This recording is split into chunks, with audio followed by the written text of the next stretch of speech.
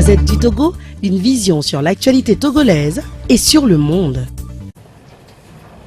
La coalition des 14 partis politiques de l'opposition démocratique vous remercie de cette opportunité que vous nous offrez de communiquer à travers vos médias respectifs à l'opinion nationale, aux Togolais de l'étranger et à l'opinion internationale une décision d'une grande importance. Mais avant toute chose, nous vous devons le compte rendu des rencontres de concertation d'une délégation de la coalition avec le président de la République de Guinée, son Excellence, le professeur Alpha Condé, co-facilitateur dans le règlement de la crise togolaise. Ces rencontres se sont déroulées du 3 au 6 novembre 2018 en présence des membres du comité de suivi de la mise en œuvre de la feuille de route de la CEDEAO pour le Togo, notamment le ministre ghanéen de la Sécurité nationale, M.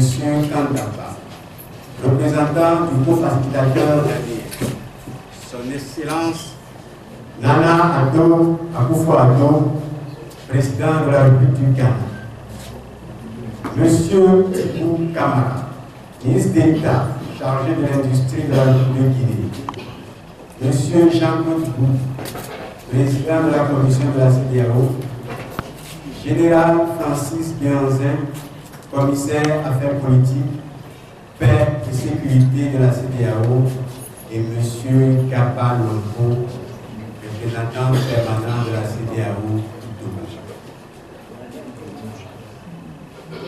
Après des débats et échanges, le président de la République de Guinée, son Excellence, le professeur Alpha Condé, co-facilitateur dans le règlement de la crise togolaise, a communiqué à notre délégation les décisions suivantes.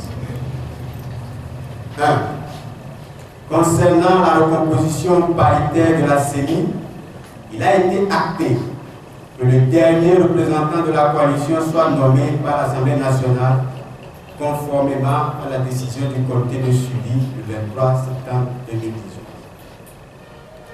2. Concernant le consensus sur la présidence de la CENI, il a été convenu que ce poste sera occupé par un autre gouvernement.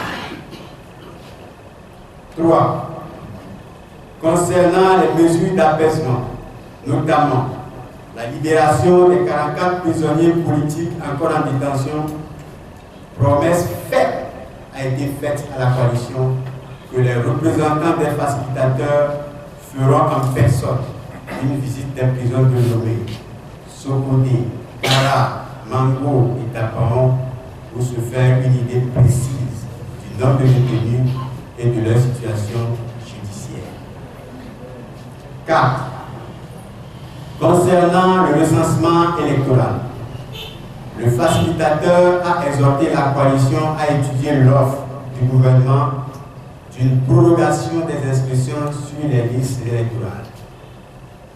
La coalition a fait observer que la seule façon de régler le problème du recensement reste une reprise pure et simple, car les irrégularités issues du recensement unilatéral étaient impossibles à corriger. 5. Sur les autres préoccupations de la coalition, le facilitateur, son Excellence professeur Alpha Condé, suite à une demande de clarification et de précision utile, a promis de donner à la coalition des réponses victoires après une large consultation des chefs d'État de la CEDEAO. La délégation de la coalition des 14 partis politiques de l'opposition a quitté Conakry le 6 novembre 2018 avec la promesse que le relevé de conclusion de la rencontre lui sera communiqué avant toute publication dans les 24 heures. La coalition n'a pas du tout été contactée comme prévu. Elle n'a reçu aucune notification officielle avant la publication du communiqué. a découvert, comme tous les Togolais, sur les réseaux sociaux, un communiqué des facilitateurs de la CEDEAO en date du 9 novembre 2018. Le communiqué ne lui a été finalement notifié que le lundi 12 novembre à 11h42.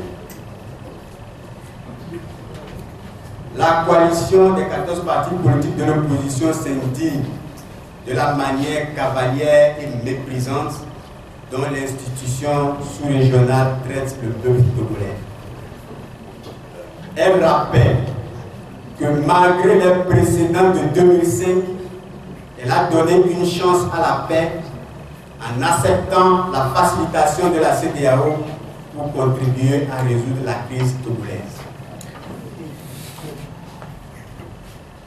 Tout en prenant acte du droit qui lui a été reconnu de désigner ses 8 représentants à la CENI, la coalition des 14 partis politiques de l'opposition exprime son désaccord sur les autres points du communiqué. Elle invite la CEDEAO à tirer toutes les conséquences des violations répétées de la feuille de route par le régime togolais. La coalition des 14 partis politiques de l'opposition togolaise réitère les préoccupations qu'elle a soulevées à plusieurs reprises, notamment lors de la réunion du comité de suivi du 23 septembre 2018 et de la rencontre de concertation de Conakry des 3 au 6 novembre 2018. Elle rappelle que pour toutes ces préoccupations, les représentants des 2 facilitateurs devaient rendre compte à leur mandat afin de leur permettre de prendre toute initiative propre à assurer leur mise en œuvre.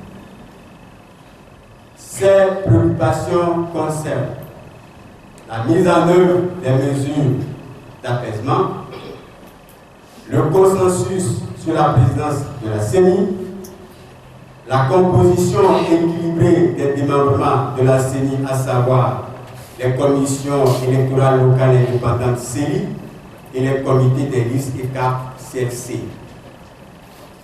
L'abandon de la présidence des CELI par des magistrats ex-qualifiés. L'élaboration d'un chronogramme électoral consensuel par la CENI dans sa nouvelle composition avec l'appui des experts. L'étude et l'adoption des découpages électoraux équitables et conformes au principe un homme, une voix admis en démocratie.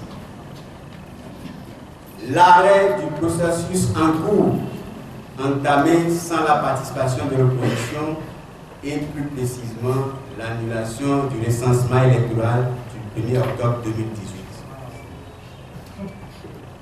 L'adoption d'un recensement biométrique intégral permettant la vérification formelle du porteur de la carte d'électeur au moment du vote. L'adoption du mode de scrutin uninominal majoritaire à 2 tours pour les législatives. Le vote des Togolais de l'étranger pour les législatives en cours de préparation.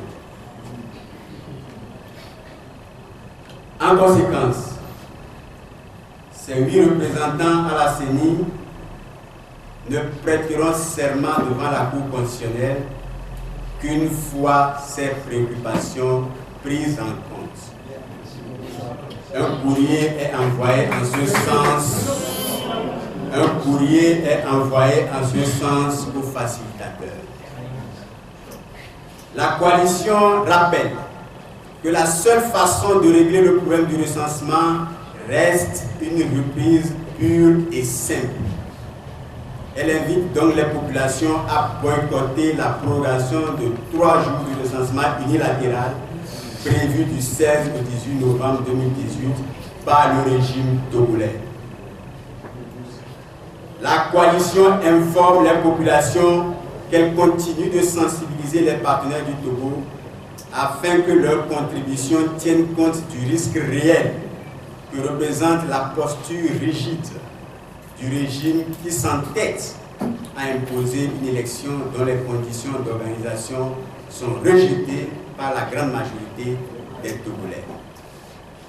la coalition confirme son appel à manifester pacifiquement le 17 novembre 2018 à Lomé. Togolaises et Togolais des villes et campagnes du Togo et de la diaspora.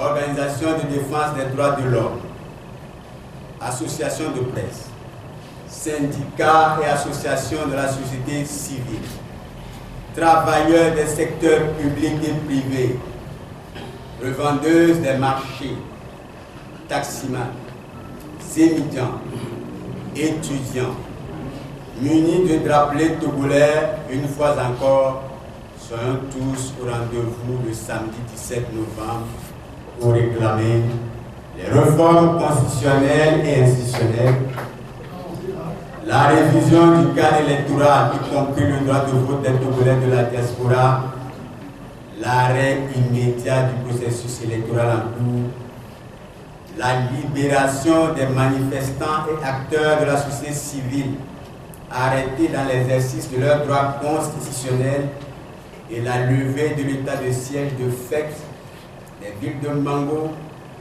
Bafilo, Sokodé, Tchamba, Kara et des quartiers de Lomé.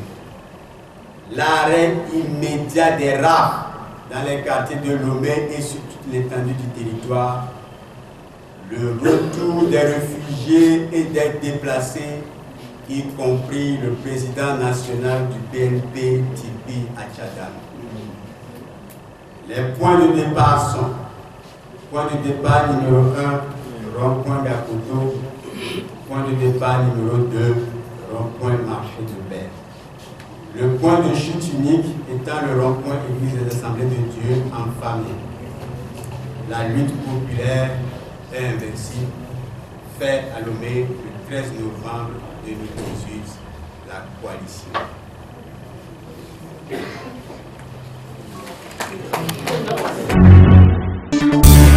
La Gazette du Togo, une vision sur l'actualité togolaise et sur le monde. Rejoignez-nous sur le www.lagazettedutogo.com ou sur nos comptes Facebook, Twitter et YouTube. Pour tout contact, écrivez à contact@lagazettedutogo.com ou appelez le 92 80 88 53. La Gazette du Togo, c'est l'information en continu.